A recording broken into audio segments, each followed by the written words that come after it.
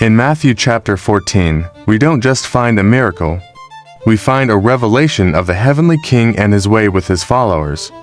This passage unveils a core principle for our Christian life. The Lord's supply comes through our consecration, his breaking, and his resurrection life. When the disciples told Jesus they only had 5 loaves and 2 fish, he didn't turn them away. He said something profound and simple: "Bring them to me." This one phrase shows us the entire pathway to blessing.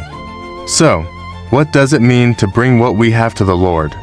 It means that anything we've received from him must be brought back to him. Only then can it truly become a blessing to others. You might feel like you have nothing to offer. You might think, "I'm too small, too weak, too broken," but that's not true. At the very least, you have yourself. You can give yourself to the Lord. He isn't asking for our perfection or abundance. He's asking for our consecration. Think about it. If those 5 loaves and a fish had stayed in the disciples' hands, they would have remained just that, a tiny, insufficient meal. But when they were placed into the Lord's hands, they became an incredible blessing for thousands. Consecration isn't about the grand things we do for God.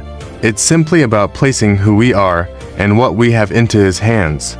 This story also reveals a beautiful doctrine. We are not under law, but under grace. Law demands what we don't have, but grace first exposes our poverty and then supplies everything we need. Grace shows us that on our own, we are nothing.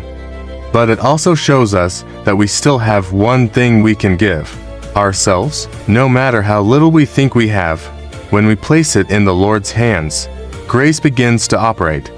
And when grace operates, blessing flows, not just to us, but to many, many others. Now, let's look closer at the scene.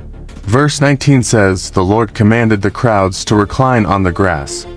This shows his divine wisdom and orderliness. Before the feeding, there must be order. Then, he took the loaves and fishes, looked up to heaven, and blessed them. This shows that his source was not the disciples or the crowd, but his Father in the heavens. And after he blessed them, he broke the bread. This is a crucial step.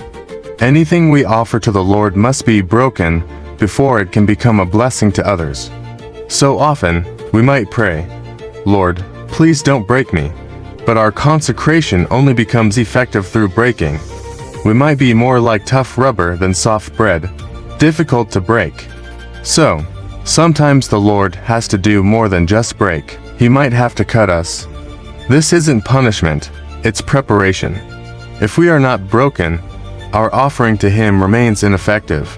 After breaking the loaves, what did Jesus do? He gave them back to the disciples to distribute.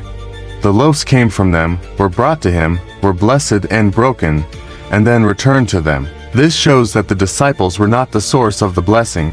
They were simply channels. The broken bread passed through their hands to bring satisfaction to the crowd. The same principle is true today. Wherever you see genuine blessing and spiritual supply, it's because someone has offered themselves to the Lord and allowed him to break them. Blessing always flows through broken vessels. Let's dig even deeper. John's Gospel tells us these were barley loaves. In the Bible, barley represents the resurrected Christ. The loaves, coming from vegetable life, signify the generating, life-giving aspect of Christ. The fish, from animal life, represent the redeeming aspect of his life. To satisfy our spiritual hunger, we need both Christ's redeeming life and his generating, life-giving life. Notice also that they were small items. This shows that in this age, our heavenly King doesn't always operate through grand, outward displays of power, but as small, personal portions of life to feed his people. And what was the result? Verse 20 says they all ate and were satisfied. And there was an overflow. They collected 12 baskets of leftover pieces. This overflow proves that Christ in resurrection is unlimited and inexhaustible. What we offer to the Lord might seem very small, but the blessing he produces will be great, and the surplus will be even greater than our original offering. The real point here isn't just about physical food, it's about life supply. As we follow our rejected King in this world, we too might experience rejection and need.